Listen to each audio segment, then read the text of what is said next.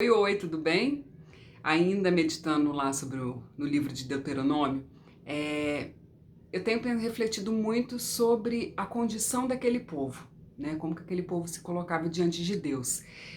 Muitas vezes, eu acredito, na minha interpretação, na revelação que eu tive, imagino que muitos deles se diziam crentes em Deus, que acreditavam naquele Deus que Moisés relatava e que Moisés levava, né, a palavra desse Deus para aquele povo, até mesmo para agradar Moisés.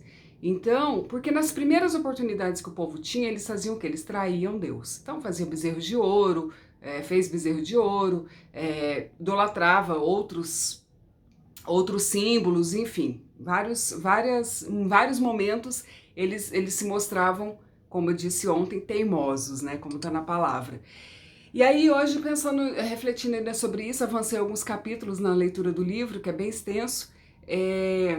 O Senhor me levou à hipocrisia, que é algo que ainda é muito presente na natureza humana, e como nós precisamos deixar de ser hipócritas se a gente quer realmente ter essa vida com Deus, se nós queremos conhecer Deus.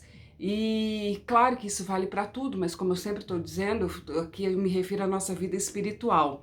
E um exemplo que eu encontro bastante assim é em Mateus, no livro de Mateus, quando o próprio Jesus critica a hipocrisia, né? Quando ele revela a hipocrisia que existia dentro dos templos e das sinagogas e entre os fariseus.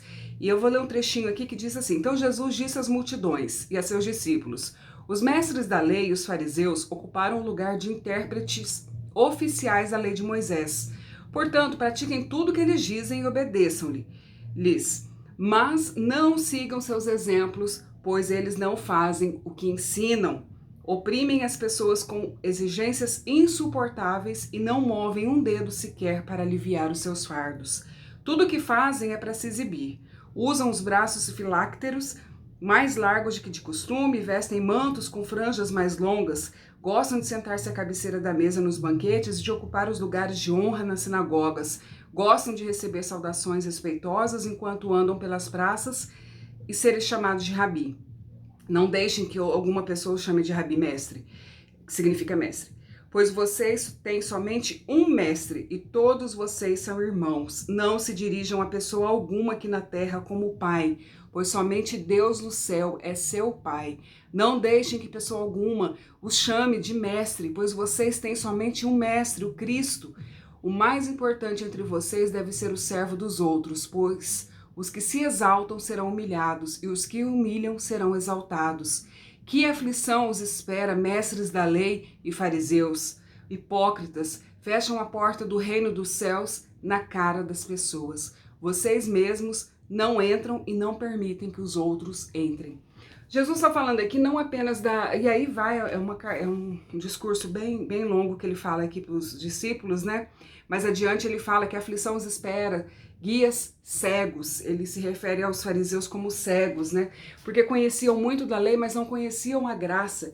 Eles não reconheciam que o Filho de Deus havia chegado para livrar a humanidade. Essas pessoas, elas estavam cegas aos seus próprios entendimentos e elas viviam uma hipocrisia, como Jesus relata aqui, porque elas pregavam a lei de Moisés, que era correta e justa, como Jesus defende, mas eles não viviam aquela lei porque eles desconheciam a graça, porque em Cristo nós sabemos e nós entendemos, aprendemos que para se viver a lei, nós devemos conhecer a graça, porque a graça nos ajuda a cumprir a lei, a cumprir os mandamentos, né? Por quê? Porque nós temos o Espírito Santo, é Ele que nos fortalece, é Ele que nos ajuda a quebrar a nossa carne, a nossa natureza humana o tempo todo, como o apóstolo Paulo fala em Gálatas, como ele fala no livro de Efésios, em Coríntios. Todas as cartas que apóstolo Paulo fala dessa questão da natureza humana, do que é a vida no Espírito, né? Romanos 7, Romanos 8, vou deixar todas as referências para vocês, mas é muito importante a gente meditar para entender o que Jesus estava querendo nos dizer, para que nós não fôssemos hipócritas e nem religiosos. E tem uma pessoa que, para a gente fechar, que eu vou dar o exemplo para vocês, que eu sempre busco dar o exemplo, que entendeu isso. Ele era um dos chefes da sinagoga, né, que eram essas reuniões dos dos mestres da lei para se discutir a lei. Era como se fossem as missas, os cultos, os encontros religiosos, né? E aqui eu não estou falando de religião, estou falando de religiosidade. O que que é? Qual que é a diferença? A religião é aquilo que te conecta, é aquilo que te religa a algo, né? A sua conexão com Deus, com a sua crença. Aí a gente pode citar o cristianismo, o hinduísmo, o budismo, tantas outras religiões que existem.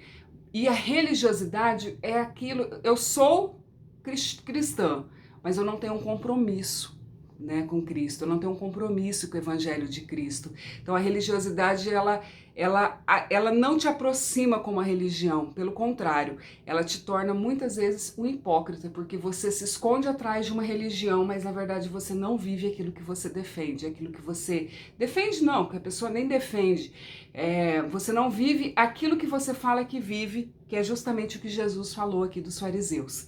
Para fechar então, em Marcos, no capítulo 5, ali no versículo 24, Jesus foi com ele, um pouquinho antes, diz assim: então chegou um dos líderes da sinagoga local chamado Jairo. Quando viu Jesus, prostrou-se a seus pés e suplicou repetidas vezes: minha filhinha está morrendo, por favor, venha e ponha as mãos sobre ela, cure-a para que ela viva. Jairo ficou muito conhecido no evangelho, nos evangelhos, ele aparece em 3 evangelhos, acho, porque Jesus foi uma das 3 pessoas que Jesus ressuscitou, foi a filha dele, né? Então esse momento que ele se achega até Jesus, ela ainda não estava morta, porque Jesus ainda disse, ela não está morta, mas depois ela vem a falecer, chega a notícia. Então o que Jesus está nos mostrando? Qual que é a chave de hoje, né?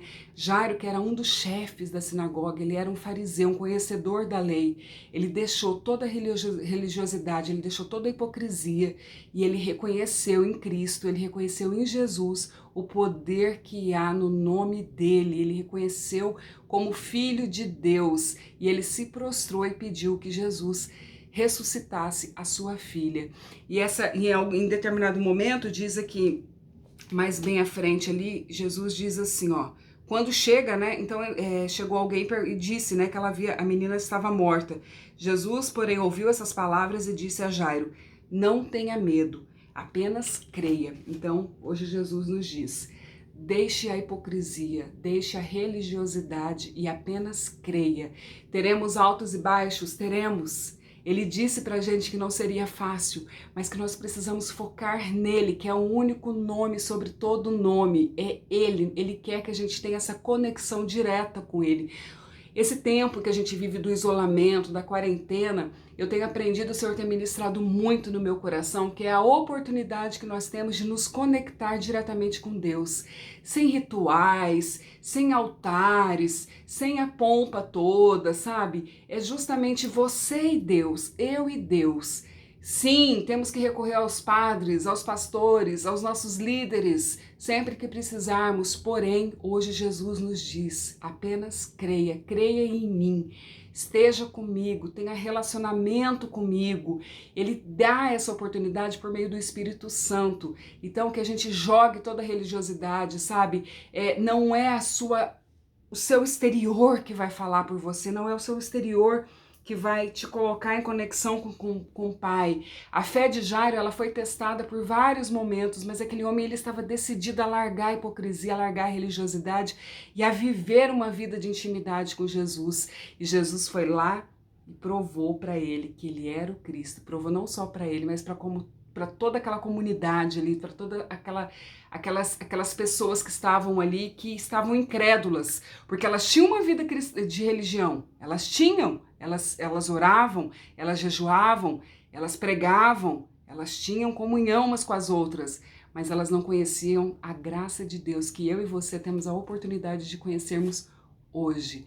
Pega essa chave, pede ajuda para o Espírito Santo, se prostra diante dele. Esse domingo de Páscoa é um dia tão propício, amado, amada, é um dia tão gostoso que a gente vai ver a glória do Senhor, em que a gente tem a oportunidade de se prostrar e agradecer a Ele tudo que Ele fez por nós, que essa oração chegue até você e toque o seu coração de uma forma profunda, que o Pai nosso que estás no céu, que o nome dele seja santificado, que tudo aconteça conforme a vontade dele, aqui na terra, como no céu, e que Jesus Cristo ressurreto possa se apresentar para você, que você dê essa oportunidade, porque ele está à porta e bate. Ele só quer uma oportunidade de entrar na sua vida de uma vez por todas e você ter tudo ressignificado. E você então parar de buscar o Deus as bênçãos de Deus e conhecer de verdade o Deus das bênçãos.